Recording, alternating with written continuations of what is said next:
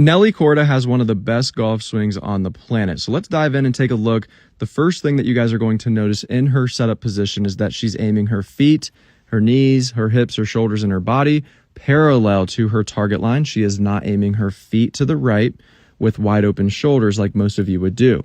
You can also see her posture looks really good. She's bending over at the waist the proper amount, about 135 to 140 degrees. That places her hands dangling naturally underneath of her shoulders without tension.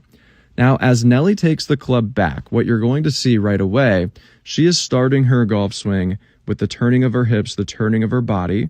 She's letting her hands and arms follow her turn, which is why her hands are working slightly to the inside, and she's able to work the club right up the plane. Now, halfway back, she gets into a really solid position where her hands are going right through her bicep, and the shaft is looking basically right back at the golf ball. A majority of you watching this video would have your hands in the middle of your chest with the shaft looking too shallow outside the ball.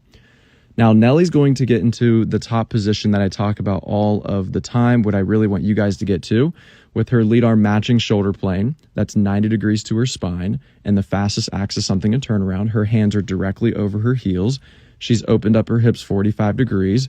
You can see the shaft is basically right on the plane in one line there, and the club face basically matches her lead arm. And if she was doing the wall drill that I give all of the time, you can see that she would basically be all up against the wall. Now, from this position, she doesn't have to bow her lead wrist. She doesn't have to do anything crazy other than shift into her lead side, start to rotate, and beeline those hands down straight to the golf ball, and that will naturally shallow the shaft back down onto the original plane.